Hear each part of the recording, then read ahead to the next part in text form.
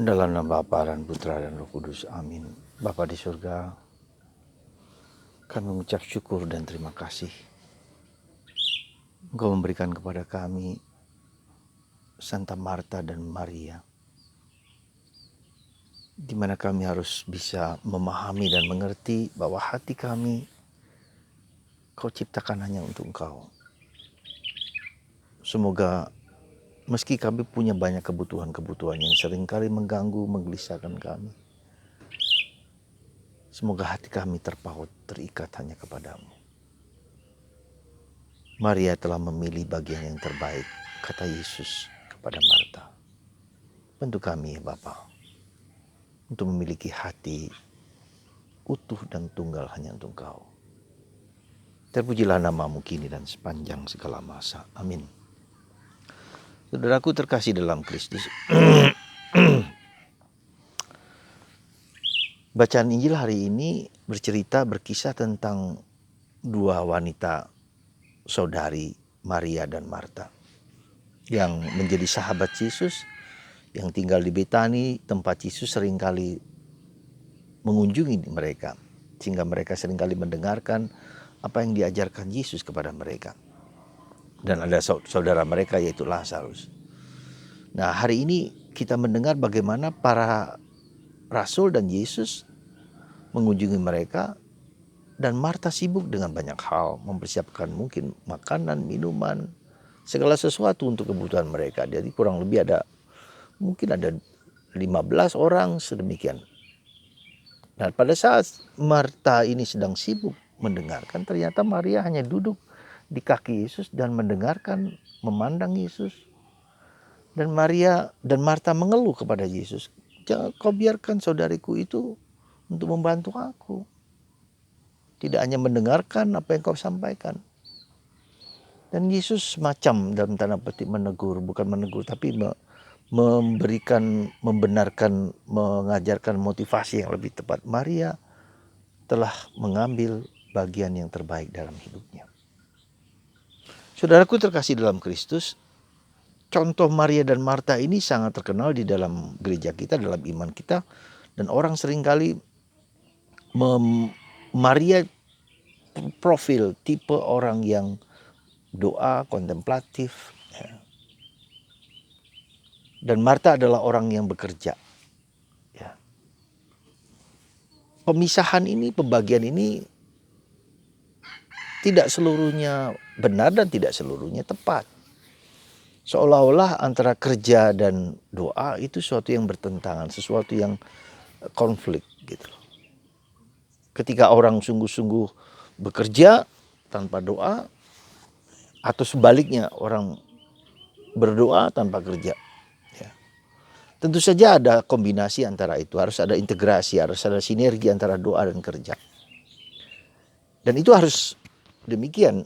Sebab kalau orang sibuk dengan bekerja mati-matian, ya, lupa doa, kan habis juga.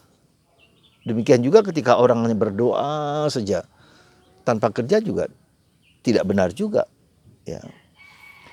Jangan Anda kira ketika para suster Karmelites yang kontemplatif, yang tertutup itu, mereka tidak bekerja dan berdoa.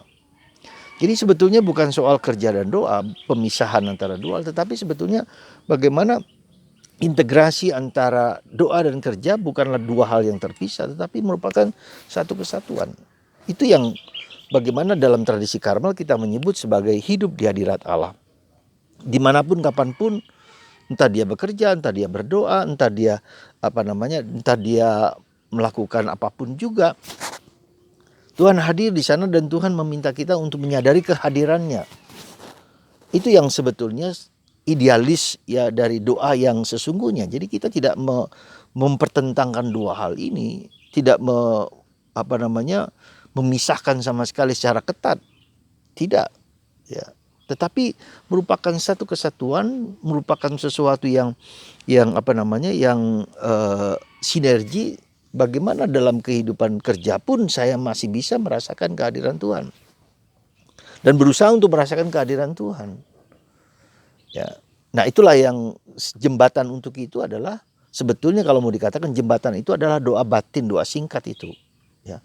Bagaimana kita tetap bekerja tetapi hati kita tetap berdoa kepada Tuhan. Dan itu untuk hidup di hadirat Allah, untuk hidup kontemplatif seperti itu adalah jembatannya, itu adalah kita mendaraskan, merapalkan doa batin. Datanglah Roh Kudus, Tuhan kasihlah aku orang berdosa, ya, darah dan air yang memancar dari hati kudus Yesus sembuhkan aku dan keluargaku. Itu doa batin. Jadi pikiran mulut kita semua bekerja, pikiran semua, tetapi hati kita mengarah kepada Tuhan. Ya. Dan ini bukan yang gampang gitu loh, bukan yang gampang. Sampai kemudian Roh Kudus dalam diri kita berdoa untuk kita. Itu yang pertama. Yang kedua, yang mungkin saya mau mengajak bahwa ada sesuatu yang kenapa Yesus menunjukkan kenapa Marta itu gelisah. Ya. Artinya apa gelisah? Cemas. Kita itu begitu banyak kebutuhan-kebutuhan. Batin kita itu punya banyak keinginan-keinginan, kemauan. Apa saja kita butuhkan. Kita butuh A, B, dan C. Dan itu yang membuat orang gelisah. Nah, disinilah sebetulnya ya batin kita itu kita membutuhkan proses untuk membuat keheningan. Kita berdamai dengan segala kebutuhan itu. Ya, kita berdamai, kita menyatu gitu loh.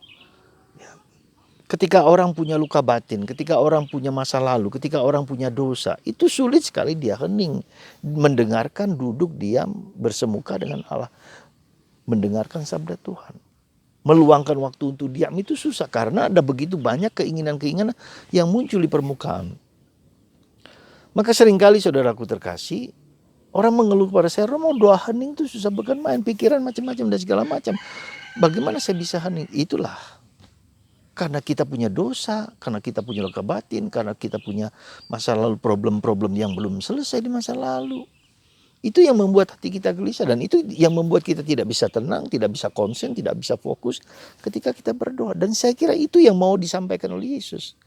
Maria sudah menemukan yang dia sudah berdamai dengan masa lalu, dia sudah berdamai dengan kelemahannya, dia sudah berdamai dengan mungkin luka batinnya, mungkin masalah kehidupan, dia sudah berdamai, dia sudah menerima, dan Tuhan menerima itu apa adanya.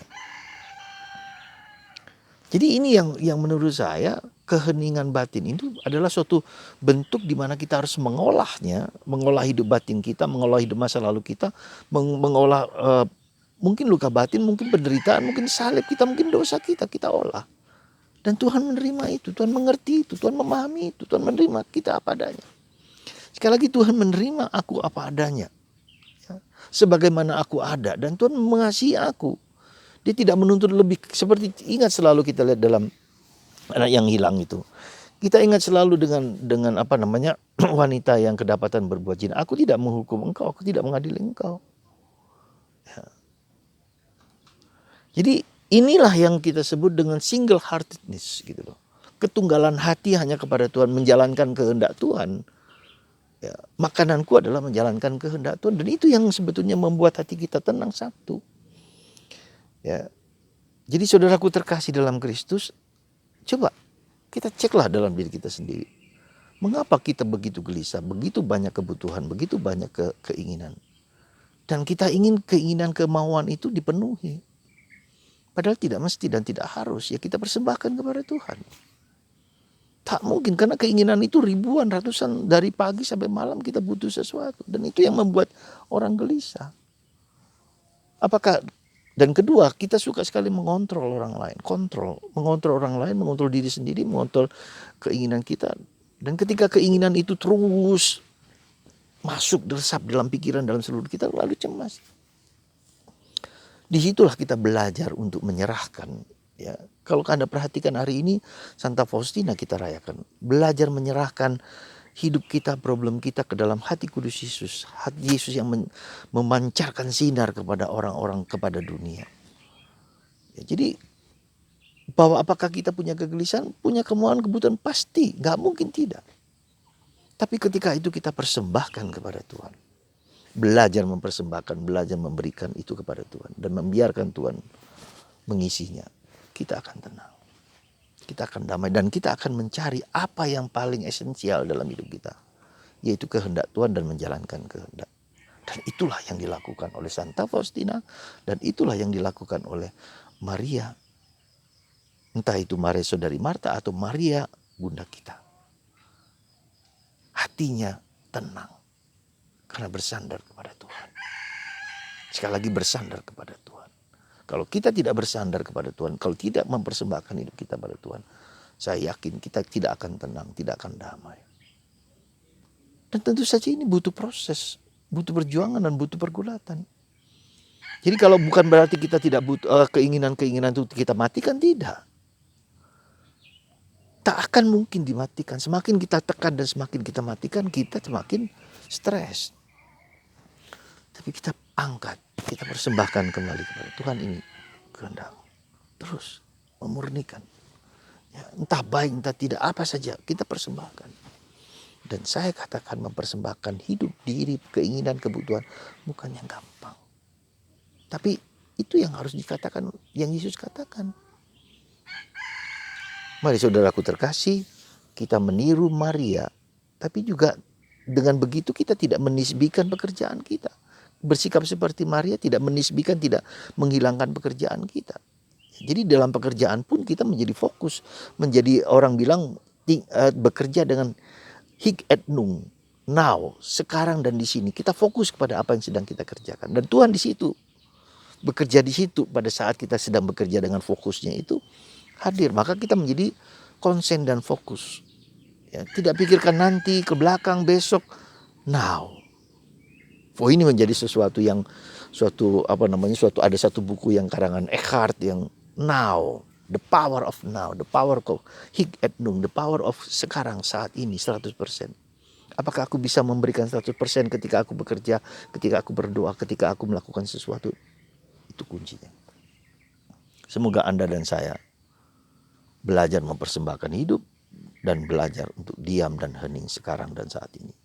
Gak usah pikirkan ke depan, ke belakang. Saat ini Tuhan hadir, Tuhan datang. Semoga Anda dan saya diberi rahmat untuk menjalankan segala sesuatu dengan powerful sekarang dan saat ini. Now. Karena Tuhan mengontrol hidup kita. Bukan aku yang mengontrol.